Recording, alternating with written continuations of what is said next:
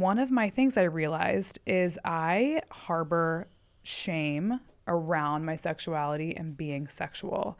And not in honestly like an obvious sense, because I've definitely, the way I've dealt with sex in my life maybe wouldn't it wouldn't really make sense if you knew my sexual background or my sexual history. But I grew up in a pretty conservative area. People are just religious. And I think there's that kind of like, I don't know, talk or not talk about sex that makes it feel very taboo.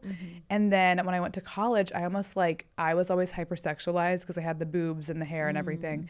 And for a long time, I was not sexual at all. So I like didn't kiss a boy till I was like 18. And I felt proud of that. Like people always made it seem cool, or like my parents would be like, good job. You know what I mean? So you kind of start thinking of sex in this thing that's like, it's good if you don't do it. You're absorbing that information, yes, right? Yeah. And I'm proud of this. This is something I'm supposed to be proud of, right? And then I flipped a switch and I was like hypersexual in a way that I was being hypersexualized. And I was like, oh, I guess I just will do this now. And then I was giving sex so little meaning, but having more of it. So I often like to say that shame is in the shadow. Shame, especially sexual shame, it's not like something that you'll feel when you go get a coffee, something that you'll feel when you go to the bank, like, you know, something that you'll feel when you're at dinner date, like not necessarily, but it does lurk in and, you know, come up and manifest in times that matter. Yeah.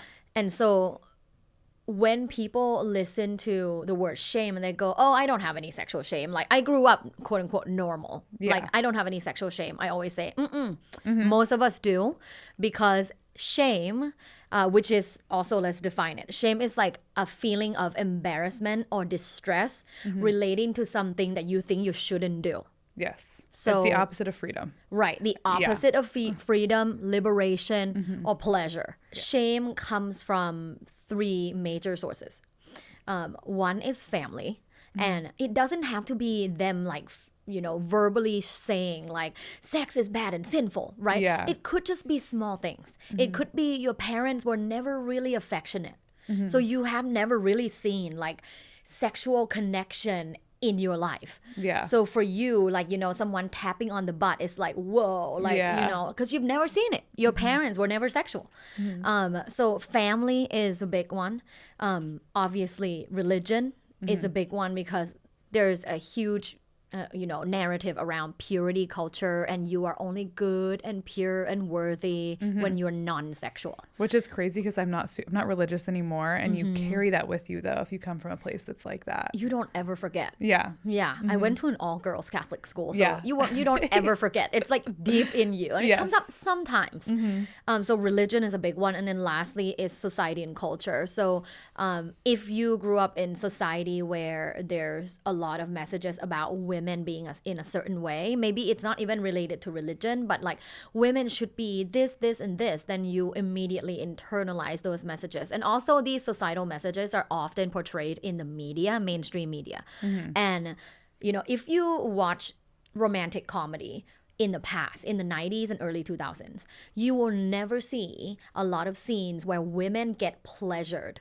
Yeah, that's true. It's usually just the men orgasm, and the women sometimes orgasm too. Yeah. But it's the men. It's about pleasing men. It's also not ever realistic. If they are orgasming, it's not a realistic situation. No, like none of these women in the movies are wet yet. Physically, you can't. You just can't, because it was like only 10 seconds of like locking eyes, and then you immediately kiss and like penetrate. Like you just can't do that. You know? So shame can be reduced and managed when you are more educated sexually. So sex education is huge.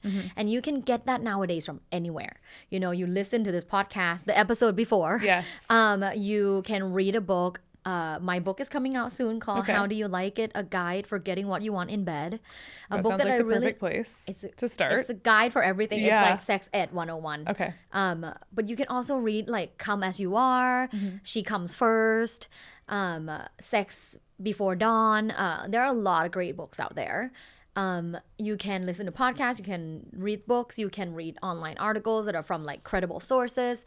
You can watch, you know, YouTube videos that explain like your anatomy and how desire works, how vaginal wetness works, like all those things to become more educated, then shame's reduced. Every couple has this. So it's not like, oh my God, your relationship is shit because you're going through this and no one else does and everyone else has sex every day. No, they don't. Okay. They don't. Everyone else and your aunt and dentist and in this economy, not in this economy. You know, we're picking up second, third jobs. Like, no, we're not all having sex every day. But I do like to say, and you said this already beautifully, is sexual connection is important in a relationship. And you notice it, that you get a little bit agitated. There's maybe a little bit more fights, when you're not sexually connected. And when I say sexual connection is important in a relationship, I don't mean penetration. Okay. I mean energetically. Okay. Sexual energy that is connected, compatible, and you feel like you desire each other.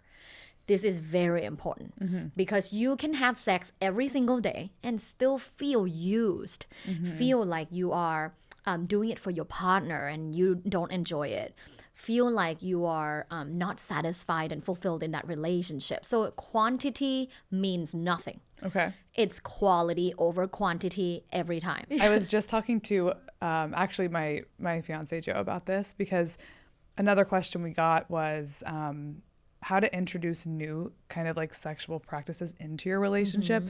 Because when Joe, like now that we've been together, we kind of were together for a while. We broke up, we got back together. We've been together now, I think, for almost like 2 years from the breakup point.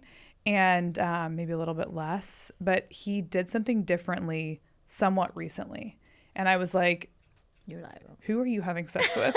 I was so stressed. I was like, what the fuck? He didn't, like, there was nothing at this point, like many couples in long-term relationships, our sex life, you know, hits a point where we're like kind of doing the same thing every time. Still working, still pleasurable. Yeah, it's consistent. It's very consistent. We both know what's about to happen. And it works for both of us. But I feel like we're hitting a point where I don't want to rush, and I'm not the person that wants to do everything all at once. So I want to do what I need to do and what I want to do until that's starting to get like a little more consistent. Then we'll throw something else in. Like I'm not in a rush to try it all at one time. And plus you're going to be together for the next 50, 60 years. Like what are you going to do for the next 50 years? My grandma gave me that advice when I was a little bit younger. I was in my 20s.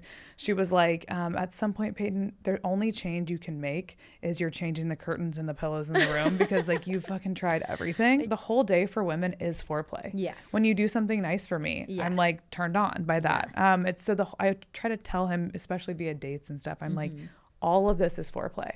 I'm getting warmed up starting when we're sitting down at dinner. Perhaps 1000%. Before. Perhaps I'm getting ready for dinner and I feel sexy. That's my beginning of foreplay. Yes. Yeah.